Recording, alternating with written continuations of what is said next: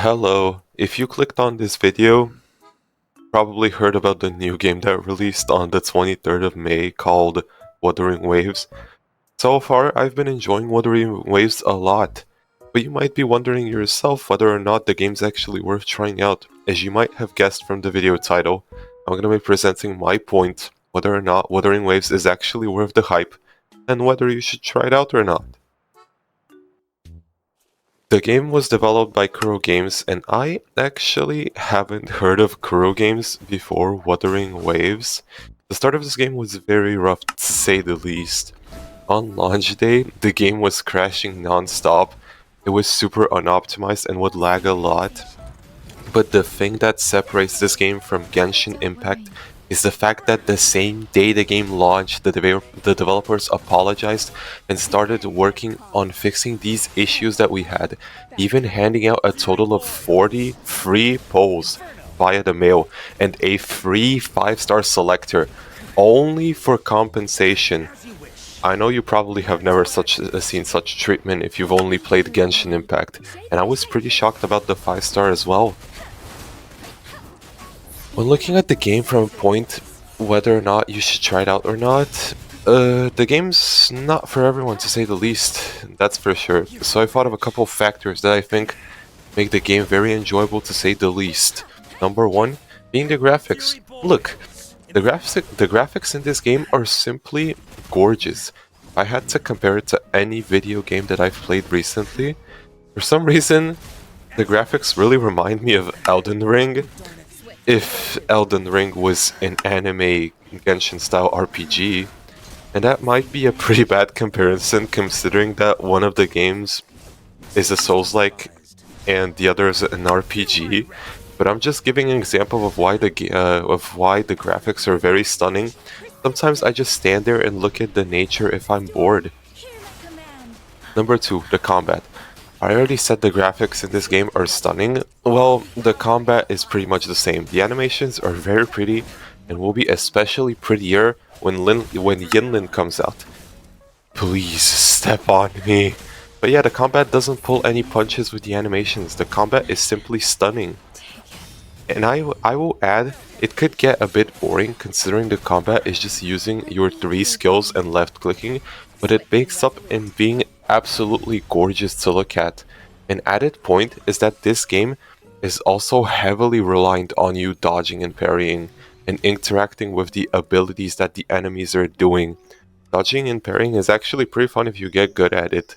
I'll admit though, it does require some skill in order to dodge and parry efficiently, but you can make up for it by just like button mashing sometimes. Number 2.1, echoes. Look, I wasn't sure where to put this category, so I just went with 2.1 because the echoes are pretty much Pokemon creatures that roam the open world of Wuthering Waves. How echoes work is that while you're roaming the map, there are monsters on random places throughout the map, which you can catch like Pokemon, and these monsters are called echoes. How the catching system works is basically when you defeat an echo, there's a chance it will leave this gold-like silhouette behind it, and if you press F you can catch them. And echoes are basically like your artifacts in this game, but also not really. Echoes come in many forms: small, tall, big, ugly, funny, cute.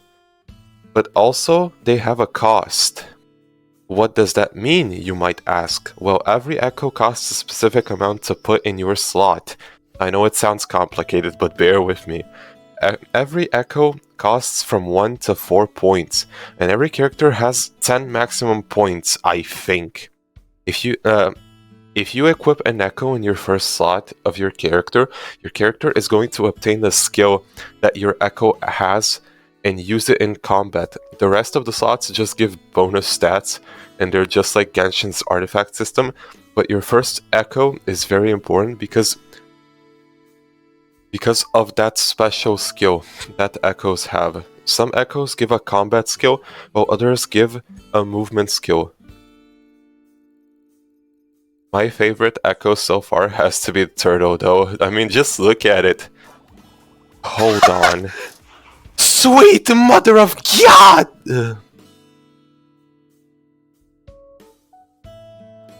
Number 2.2. The swaps. This game, this is going to be a shorter section, but every time you swap a character in battle, they're going to have an intro skill in which you're immune to damage for a short period of time. Fun fact, if you did an E skill with someone before you swapped, the E skill will still carry out and do the damage to the enemy if you swapped right after you used it. And the swaps are server based, which basically means even if you have high ping, the swaps will be carried out immediately. Also, I got Jinyan on 9 pity. Have a look. Just feel appealing to me.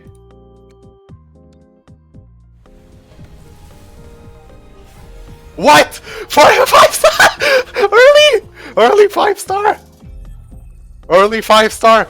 I have never regretted to brave the long night.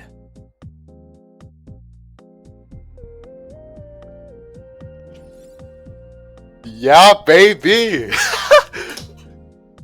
What is that? 7 pity? What the fuck is up with me? Oh, I'm getting aroused. By the way, I stream almost every day over at Twitch TV /Yopashy if you're interested.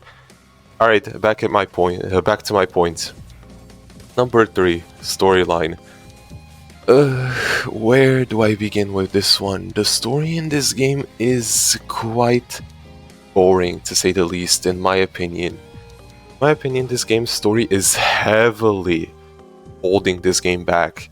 Story in the beginning is like 40 counted minutes with pretty much boring, unskippable dialogue, and the characters are pretty boring and emotionless, to say the least. I will admit the story does get a bit better when Scar comes out, but that's like an hour into the... no, like an hour, 30 minutes into the game. That will change, however, when the Inland comes out though. Number 4, exploration. Unlike in Genshin Impact, the exploration in this game is pretty fun. I mean, I haven't explored much, but from what I've explored so far, I'm pretty happy with the results. The puzzles are pretty fun and don't require a lot of thinking. I have this problem with Genshin Impact, where some of the puzzles are literally fucking randomized and you need a Google YouTube video in order to solve them.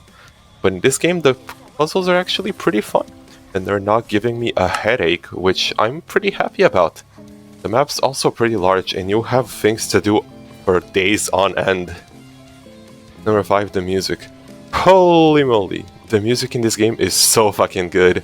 You have no idea. I love the music in this game. In Stardew and Genshin, I have this Spotify playlist running in the background while I'm streaming, because the music in Genshin and Stardew is pretty weirdly made. The music cuts out randomly and it doesn't feel coordinated at all. But in Wuthering Waves, I don't have that problem. I don't play my streaming music, I just listen to the game sound effects. Number 6, final thoughts and conclusion.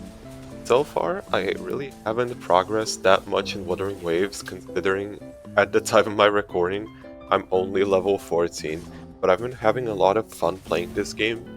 Also, if you're wondering why I'm doing this 5 days after the game release, I wanted to push out this video on the day of its release, but I have my math finals and I've been pretty busy recently, so wish me luck on that. I'm really happy with Wuthering Waves so far though, and I will definitely be waiting for Yunlin. If you want to watch more content of me, follow me on Twitch over at TV /Yopashy, and I will maybe tomorrow. Bye bye.